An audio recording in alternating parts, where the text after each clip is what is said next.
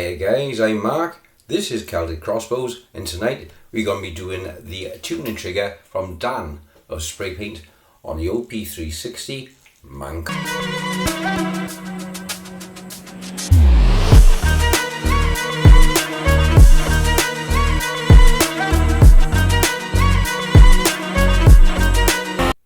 Right, the first thing you're going to do, as we've already done the modification, this is now set, just unscrew your bowline, press it out, quick change bowline, that's now working nice, bolt out the handle, take off your cocking arms and take off the side gates. Okay, so you got your cocking arm off, now we'll take out these 3 screws here, 1 screw there. For those of you who never had one of these apart before, these screws are a really soft, poor quality metal. So make sure you got a nice sharp screwdriver and you get plenty of torque on it because they do round out. I've had it happen before. Okay, so you just have to pop these off now and on to the next bit. Okay, so your side plates are off. They also act as the runners, or part of the runners, of your cocking arms. Right, next step now, just by there, there we are.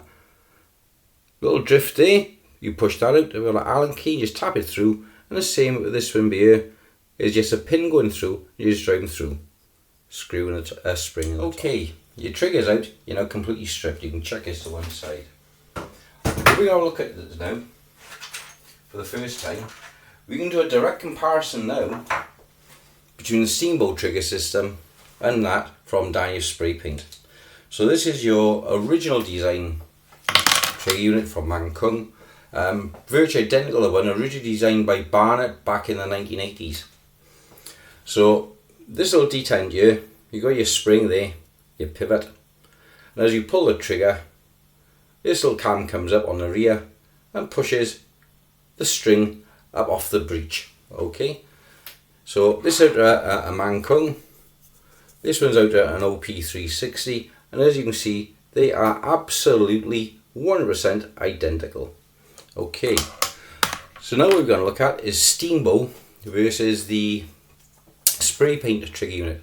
First we're going to see straight away, look at the size of the difference of the gearing.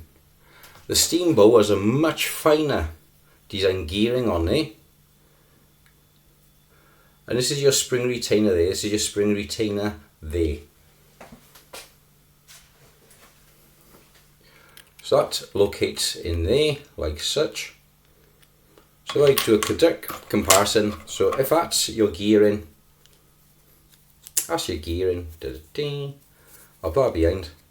So the counteracting block would be what's highlighted in black here. So this would have the teeth. This would slide up and down on the Steamboat system. Here's Dani's. So here's your trigger. Your spring goes on there, and this locates in here. So as you pull the trigger, winds and the trigger bar comes up. Okay, so we're going to pop it in now and I'll show you how to do it. Just a quick interruption guys, if you're watching this and enjoying my video, please click and like the subscribe button and give me a big thumbs up. It really helps the channel and gets me going in the algorithms, because I want to go places and really get things going. Better camera, better software, as I can get a better presentation out for you guys. So please like and subscribe, visit me over on a coffee channel or over on eBay UK Pagan Welsh. If you're overseas, chat to me first and ask you about international postage. I don't always do international because I've had a lot of card sharks from overseas, clever guys, I won't say countries, but let's say they like to sue people even if there's the slightest blemish on a piece of cardboard. So click like and subscribe, and on with the video. Okay, next step, so you're going in, you're looking in front of the trigger. This is what's different to the Mankung and Steamboat as well, or OP360. There's a recess here. On your OP360, etc., your trigger blade, your spring, your original spring, sits over this lug, which, let's be honest, that's quite a flimsy lug, and it could snap off. Dani has thoughtfully redesigned the unit so the spring now sits inside. Okay, so when you line it all up in the trigger, that now sits thus. So that goes in there, in there. Like I said, it is a bit fiddly, because you've got to hold the trigger up in place and put the pin through. So I'll be back in a minute. Okay, when you look inside your tool now, you look inside there, and try and get this on camera as best I can, because I can't see there in too much dark. You look inside there, just there is a little step. Inside that little step, that notch goes. So when it goes in there, like this, it just sits in the step, so she's now sitting flush look. And the trigger then has to go in to interlock with it and the spring all at the same time. It is fiddly, so I'm going to have to do this off camera. Guys, trigger's in and she's working nice. First thing I noticed, straight out of the box, did not require any filing, any alterations, drilling out of the pivot hole, filing the riser block on the rear. Works straight time out the box. And like the steamboat trigger, if you see my video, I had to file on the rear edge of it and drill out the hole for the pivot for the trigger. How does it feel? It's noticeably heavier. And that's because the spring now is compressed further forward as well. And is a more positive feel. You can do a direct comparison on the steamboat, on the trigger, bring it in, and there's a initial little bit of play as it takes up the slack on the spring, and it rises just a fraction higher, you can see that there, than the Dani's design. So it just slightly clears the rail a bit higher and actually comes up against the spring stop there. Okay, so it is a difference in feel of the two. This is a more finely geared trigger with finer teeth, and Dani is a chunkier design. So I'm going to use a bit of lubrication on it now. I'm going to use some dry lube. Now this is used for alloy chains on bikes, etc., racing bikes. And the idea between this is, it won't allow dust or shit to collect. So with the gearing system inside, you don't want shit or anything building up in there. So we just got a couple of drops. Wipe off the excess. Cheers. Yeah, that's much better. Okay.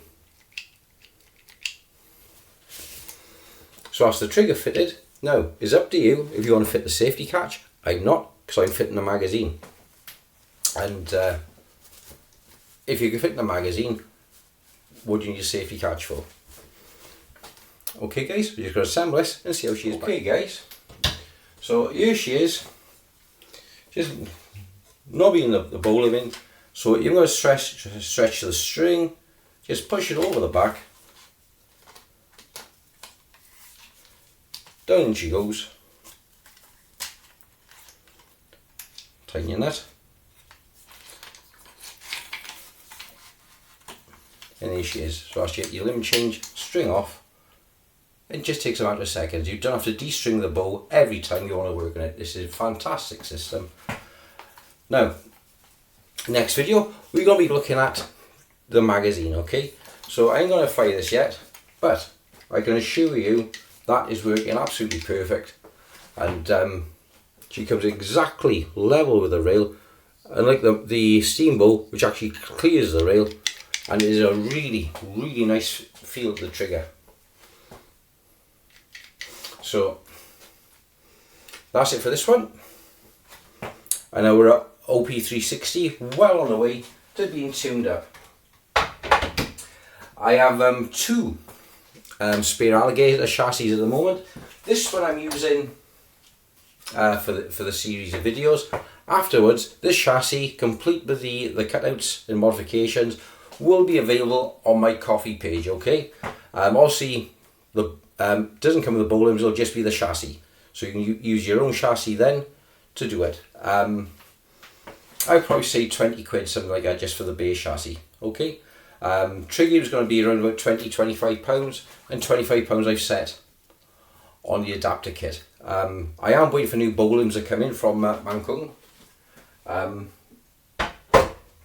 I got 10 on order at the moment, So it shouldn't be too much longer. They'll be here. Okay, guys. Well, thank you for watching, and I'll see you on the next one, probably on the weekend. And I'll be assembling the magazine in the meantime, because I'm got a clue how to do it. I've never done one before. Thanks, bye bye.